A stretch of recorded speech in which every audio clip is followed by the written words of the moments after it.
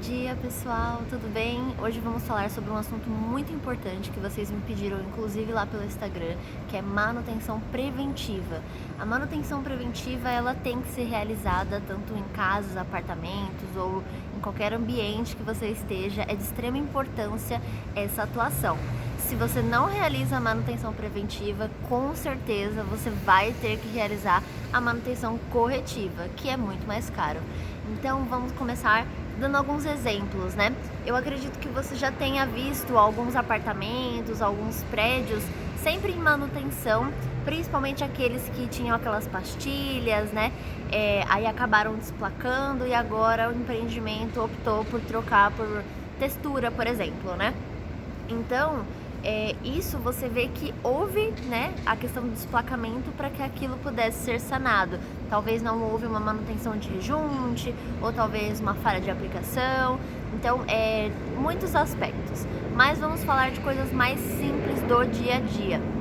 Uma infiltração de janela, por exemplo, é um assunto que a gente se encontra assim em praticamente todas as residências, principalmente em chuvas fortes, né? Então vamos dar esse exemplo. Eu tenho lá a minha janela, uma esquadria de alumínio, que seja, e eu tenho ao meu redor a necessidade de uma calafetação. Essa calafetação ela costuma ser realizada por um material mais flexível, né? Que talvez seja PU, por exemplo. Sendo um material mais flexível, ele é próprio para calafetar e evitar a entrada de água. O que acontece com esse material que é aplicado no momento da instalação da sua janela? Ele vai se desgastando com o tempo, consequentemente vai ocorrendo a infiltração de janela. Então, o que a gente pode utilizar como uma ideia de manutenção preventiva? Eu posso refazer a calafetação da minha janela, eu posso aplicar um silicone antes daquilo se iniciar. Então eu já estou prevendo. Por exemplo, se eu não fiz nenhum tipo de tratamento, né? Se eu não calafetei de forma preventiva a minha janela, e aí eu deixei lá sem nenhuma manutenção.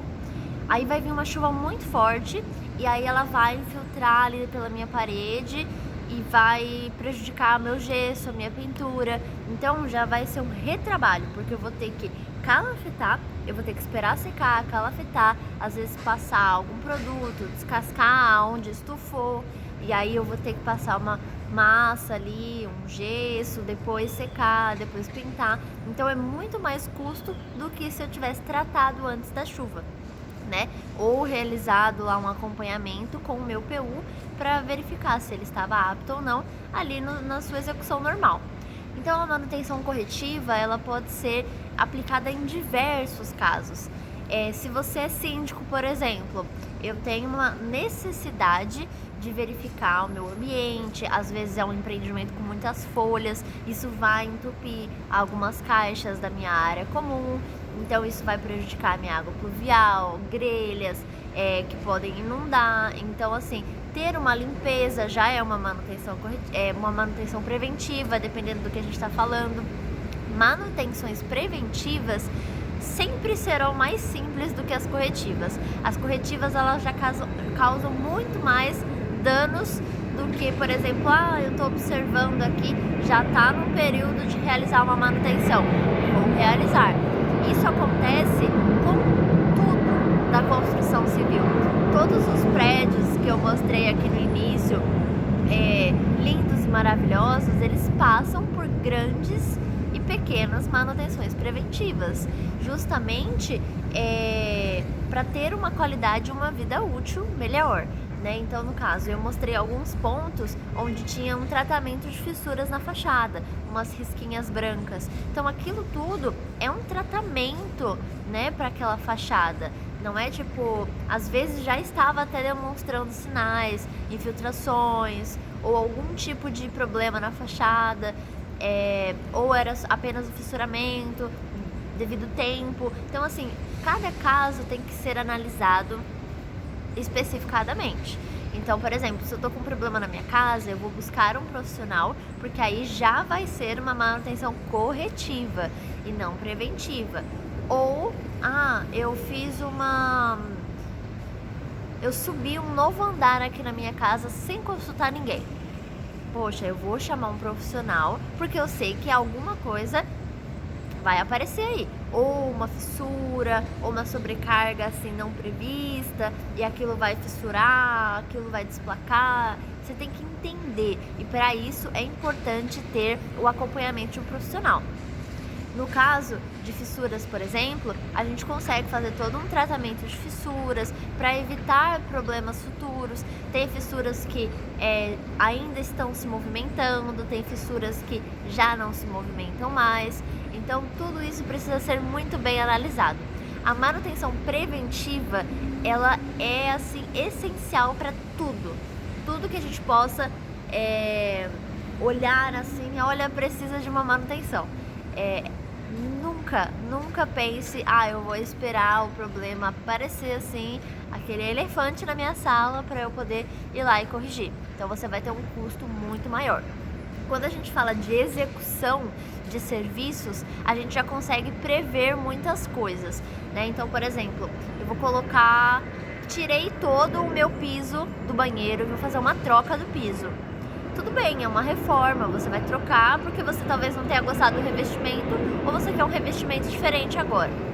Tudo bem, mas pensando aqui de forma a não causar problemas futuros, eu preciso realizar uma manutenção uma manutenção preventiva ali, ao qual vai respeitar todo um procedimento, toda uma vida útil, toda a funcionalidade da impermeabilização daquele apartamento. Então, quando você retira, por exemplo, um piso, você retira junto aquela camada de impermeabilização. Então é importante você refazer aquela impermeabilização, fazer um teste de estanqueidade para que depois você aplique o seu novo revestimento. Isso já é você pensar em executar os processos corretamente. Isso já eu até encaixaria em manutenções preventivas. Fiz uma vistoria em uma unidade, ao qual ele não quis tirar o piso, né? Eu acho que quem tava aí no Instagram acompanhou comigo.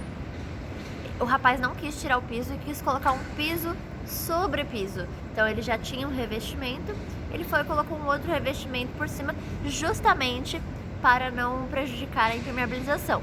Ok, porém no box ele tinha o cano e o revestimento aqui bonitinho que a construtora entregou. Quando ele colocou um piso sobre piso, aquele piso de cima ficou mais alto e o cano ele não elevou. Então o que aconteceu? Ficou uma diferencinha aqui da água para a tubulação do ralo, né? Então havia a infiltração de água entre os pisos, que gerou toda uma infiltração para a sala, estufando completamente o laminado.